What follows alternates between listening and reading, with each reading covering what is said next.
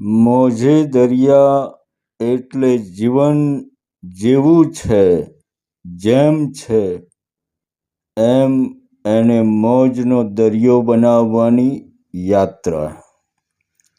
બસ તારું અહેસાન છે કે મનુષ્યના દેહમાં તું આવ્યો, અને અમે અભાગી છીએ કે અમારી હજારો વાસનાના બોજ તળે તને દબાવી દીધો. એ કચરા જેવા બોજને હટાવી શુદ્ધ ચૈતન્યને નિખાર આપવા આવેલા અગોચરના તમામ પરમાત્માઓને મારા હૃદયથી વંદન. ચેનલને લાઈક, સબસ્ક્રાઈબ અને સંબંધી મિત્રોને પણ શેર કરશો એ નમ્ર વિનંતી. મિત્રો, પ્રેમ ગલી અતિ સંકરી, તામે દો ના સમાય. સંતોની વાતો અમસ્તી થોડી હોય. તમારી હાજરીમાં તમે જેને મેળવી શકો એ તમામ વસ્તુ જગતની હોય વાલા. તમે ખોવાઈ જાઓ અને જે મળે એને પરમ તત્વ કહેવાય. એક ક્ષુદ્ર મનુષ્ય સાથેના પ્રેમમાં પણ પ્રેમી ખોવાઈ જાય ત્યારે એને પ્રેમ મળે. તો અહીં તો જગતના તારણહાર સાથે તમારે પ્રેમ કરવો છે, તોય તમારે ખોવાઈ જવું નથી. તમે ધ્યાનમાં બેસો અને શંકર ભગવાન યા કૃષ્ણ ભગવાન તમને દેખાય તો સમજો કે એ તમારા મનનો ભ્રમ છે. તમારી હાજરીમાં કોઈ પણ વસ્તુ બને, તમે જેને જોઈ શકો એવી તમામ વસ્તુ એક તમારા મનનો માત્ર ભ્રમ છે.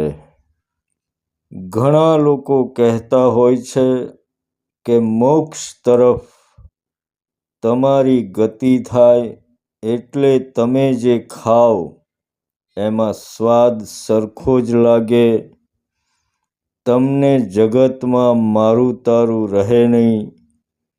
આ બધી પોકળ વાતો છે વાલા. તમને મારું તારું રહ્યું નથી એ જોનાર પણ કોણ છે હાજર? પરમાત્મા ધીરે ધીરે આવે એવી કોઈ વસ્તુ નથી. એ તો સીધો ઉતરી જાય, અને એ ઉતરે ત્યારે તમારા એકે એંગલમાં તમે રહ્યા ના હોય ત્યારે એ ઉતરે. એવો નાનો નાનો થોડો ઉતરે પરમાત્મા. તમે જગતમાં ખોવાઈ જાઓ ત્યારે એનું અવતરણ થાય. એટલે કહ્યું છે પ્રેમ ગલી અતિ સંકરી, તામે દો ના સમાય. અને જો બેઉ સાથે જોડાયેલા મળે તો એ તમારો ભ્રમ માત્ર છે. તો આધ્યાત્મિક જગતમાં પરમાત્મા તરફ ગતિ કરવાના જે નિયમો છે એ જ આપણે રોજિંદા જીવનમાં પણ જીવીએ છીએ, પણ આપણને ખ્યાલ નથી હોતો. અને બીજું કે જે પણ આ જગતની ક્ષુદ્ર વસ્તુઓ માગવામાં જે કાંઈ મહેનત કરીએ છીએ એ જ વસ્તુઓ મોટા પાયે જ્યારે થાય ત્યારે એ પરમ તત્વ માટે થાય. જેમ કે આજે એક સ્ત્રી પુરુષનો પ્રેમ હોય એમાં તમે જુઓ, જો ગહન પ્રેમ હશે તો એકબીજા માટે મરી મટવા તૈયાર હશે. એ જ પ્રેમ કંઈક જો એક તરફી પણ હોય, એમાં પણ તમે જોજો કે સામેની વ્યક્તિ માટે એક તરફી પ્રેમ કરનાર વ્યક્તિ હંમેશા એનું ભલું ઈચ્છતું હશે. બસ એ જ વ્યવહાર પરમાત્માના જગતનો પણ છે કે જ્યાં સુધી તમે ખોવાઈ ના જાઓ ત્યાં સુધી પરમ તરફનો તમારો પ્રેમ વામણો છે. તો આજે ખોવાઈ જવામાં તમને મદદ મળે, મટી જવામાં કંઈક તમને મદદ મળે એવી વાતો કરીએ. કારણ કે ઘણા કહેતા હોય છે કે મટવું તો છે, પણ કેમનું મટવું? તો પહેલાં તો જ્યારે તમે તમને ભૂલવા કોશિશ કરશો અને આંખો બંધ કરો એટલે તમે જુઓ કે અમુક માણસો યા તો અમુક દેવી દેવતાના ચહેરાઓ તમને યાદ આવશે, અમુક કામો તમને યાદ આવશે કે જો હું ના હોય તો આટલા કામ બાકી રહી જશે, એ કોણ કરશે? તો એ કામ તમે પરમ તત્વ ઉપર છોડી દો, જે એની મરજી. તમે જ નથી તો કામની ચિંતા શું? જગતના માલિકને મળવા જાઓ છો અને તમે શું આવા નાના કામ માટે તમારી યાત્રા અટકાવી દેશો? ભૂલી જાઓ બધું.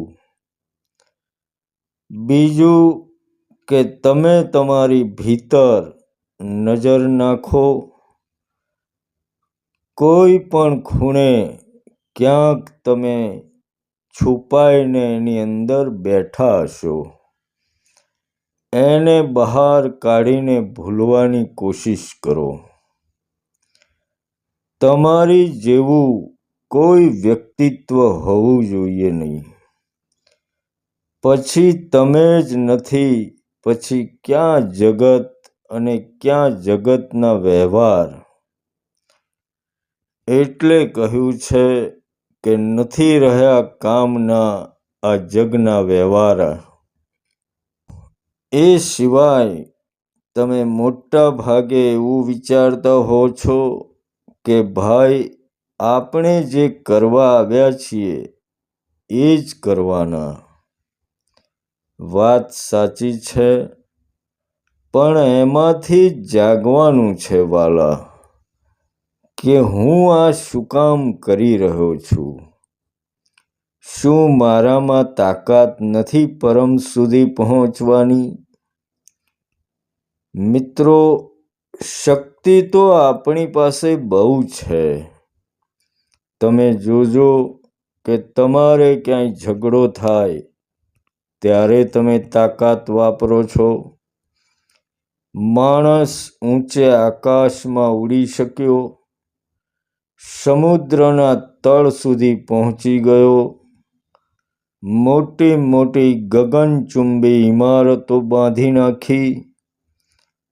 મતલબ કે માણસમાં શક્તિ નથી એવું તો છે જ નહીં.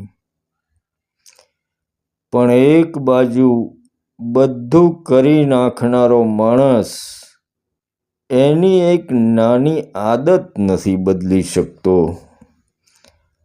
તમે તમારી સામે હંમેશા યુદ્ધ હારી જાઓ છો.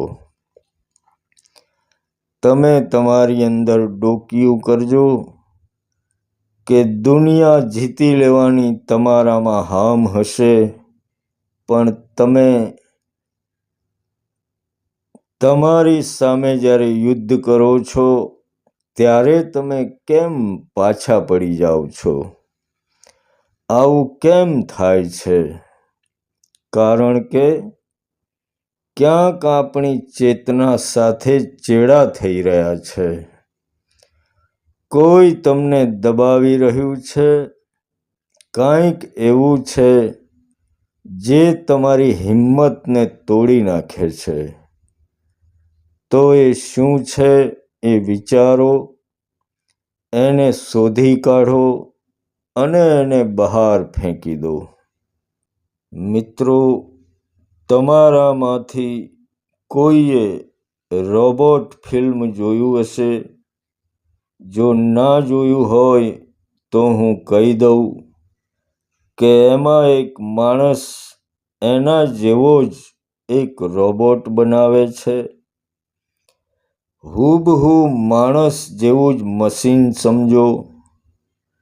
એની પાસે બધા ઘરના કામ કરાવે, એને ગાડીના ડ્રાઈવર તરીકે ઉપયોગ કરે, ઘરના નોકર તરીકે નાના મોટા કામ કરાવે. આ બધા પ્રોગ્રામની કીટો બનાવનાર માણસે એ રોબોટમાં નાખેલી હતી. એટલે પેલો જે કાંઈ હુકમ આપે એ બધા જ કામ કરે. બનાવનારે રોબોટમાં ઘરના કામમાં ઉપયોગમાં આવે એવી બધી પ્રકારની કીટ એમાં નાખી હતી. પણ પછી છેલ્લે જ્યારે રોબોટમાં લાગણી અને સારા નરસાનું ભાન કરાવતી કીટ નાખી, એટલે જેવી એ કીટ નાખી અને રોબોટને કહ્યું કે ચાલ ભાઈ ગાડી ચલાવ, તો તરત સામે રોબોટ બોલ્યો કે ભાઈ હું તમારો નોકર છું, હું શું કામ ગાડી ચલાવું, તમે જાતે ચલાવી લો. કારણ કે અત્યાર સુધી એને સારા નરસાનું ભાન કરાવતી કીટ નાખી નહોતી. સમજો મિત્રો. એટલે એ મશીનની જેમ કામ કરતો હતો. પણ જેવી એનામાં લાગણી, આવેશ, ગુસ્સો, પ્રેમ અને સારા નરસાનું ભાન કરાવતી કીટ નાખી, એટલે તરત પેલો બોલ્યો કે શું કામ ભાઈ હું ગાડી ચલાવું, તમે જાતે ચલાવી લો. અને પછી બનાવનારે જેવી એ કીટ કાઢી લીધી એટલે પાછો પેલો મશીન બની ગયો અને એના જેમ જ કામ કરવા લાગ્યો. પાછી જેવી પેલી કીટ નાખી એટલે તરત સામે સવાલ કરવા ચાલુ થયા. બસ મિત્રો, સાચા સંતોનું કામ આ જ છે કે તમારી અંદર રહેલી કામ, ક્રોધ, લોભ, મોહ એની કીટ કાઢી લેવાનું. અને જો એ કીટ કાઢી લેવામાં આવે તો તમે જેમ છો એમ જીવવાનું ચાલુ કરશો. પણ હું તો કહું છું કે એનાથી પણ એક ડગલું આગળ ભરો કે કોઈની શું જરૂર છે. તમે જાતે જ એક કીટ કાઢીને ફેંકી દો. જેમ છે એમ જીવો. જેવું પણ જીવન આપ્યું છે એમાં જ આઠે પહોર આનંદમાં જીવો. શું જરૂર છે તમારે બીજાના કહેવાની રાહ જોવાની? જગતના નાના નાના કામ કરવા અને કરાવવા પાછળ તમને ખબર નથી કે એક મહાસત્તા સાથે તમે સંબંધ તોડી રહ્યા છો. એની સાથે સંબંધ જોડો. અને એની સાથે સંબંધ જોડવાનું એક જ રામબાણ ઉપાય છે કે તારી રજામાં રાજી, તારી મોજ અમારી શું મરજી.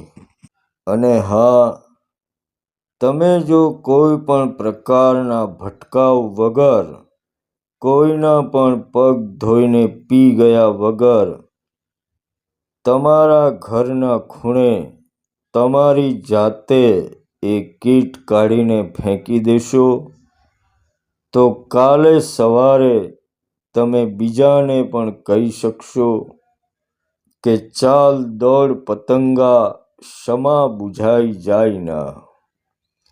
કોઈની જરૂર નથી, તું જ તારો પ્રકાશ થઈ જા. મિત્રો, યાદ રાખજો કે અગોચરની યાત્રા, પરમ ગતિની યાત્રા જે આ લોકો બતાવે છે એટલી અઘરી નથી વાલા. જગતને જોવાની દ્રષ્ટિ માત્રનો ફરક છે. તમારી જગતને જોવાની દ્રષ્ટિ બદલાઈ જાય પછી અસ્તિત્વ અને તમે એક જ છો. જગત આખું કાંઈ ને કાંઈ કરવામાં પડ્યું છે. તમે ભાઈ એક તો હિંમત બતાવો કે બસ આજથી કાંઈ કરવું નથી, જેમ છે જેવું છે સ્વીકારી લેવું. પછી એ સુખ આવે તોય એની મોજ અને દુઃખ આવે તોય એની મોજ. અને મિત્રો, ખાસ યાદ રાખજો કે પ્રેમ ગલી અતિ સંકરી, તામે દો ના સમાય. એટલે કદી એવી આશા ના રાખતા કે તમે છો અને તમારી બાજુમાં આવીને પરમાત્મા ઊભો થઈ જશે. એ તો સાંગો પાંગ ઉતરી જાય વાલા. બસ આ જગતમાં તમને એના સુધી પહોંચવામાં કોઈ જો નડતું હોય તો એ તમે પોતે જ છો. તમે જ તમને નડો છો. બાકી આ દુનિયાની કોઈ એવી શક્તિ નથી કે એના સુધી પહોંચવામાં તમને નડે. તો મિત્રો, ખાસ યાદ રાખજો કે ઉપર કહ્યું એમાં તમે એવું ના સમજતા કે એના માટે તમારે સંસાર છોડી દેવો. ના, જરાય એવી વાત નથી. પણ સંસારમાં રહેવા છતાં તમે સંસારમાં ના હોવા જોઈએ. જેમ કે કામ વાસના છે તો પતિ પત્ની છો, પૂરી કરી લો. ક્રોધ આવે તો કોઈ એવું બળનું કામ કરી લો કે ગુસ્સાની જે કોઈ શક્તિ છે એ એમાં વપરાઈ જાય. જીવન સીધું સાદું ને સરળ બની જશે. કોઈ ભવિષ્યની યોજનાઓ ના બનાવો કે જે પૂરી ના થાય તો તમે દુઃખી થઈ જાઓ. મૂળ વાત એટલી જ છે કે તમારી ચેતના ઉપર થોડો પણ ભાર લાગે એવું કોઈ કામ જીવનમાં રાખો નહીં. બસ તમારી કોઈ ઈચ્છા ના હોય એટલે સમજો કે તમે એના જેવા બની ગયા. અને જે સેકન્ડ તમે ખાલી થયા એ જ સેકન્ડે ભરાઈ જશે. એક સેકન્ડના 1000માં ભાગ જેટલી વાર નહીં લાગે. અને અંતમાં ખાલી થવાની ખોજ એટલે મોજે દરિયાની મોજ. તો આધ્યાત્મિક જગતના મૂંઝવતા જે કોઈ પ્રશ્નો હોય કોઈ પણ સમયે તમે પૂછી શકો છો. સ્ક્રીન ઉપર નંબર આપેલો જ છે, એમાં વોટ્સઅપ નથી તો મેસેજ કરવો નહીં, સીધો ફોન કરી દેવા વિનંતી. તમારી અંદર બેઠેલા જોગીને મારા પ્રણામ. તો મળીશું મિત્રો આવતા એપિસોડમાં.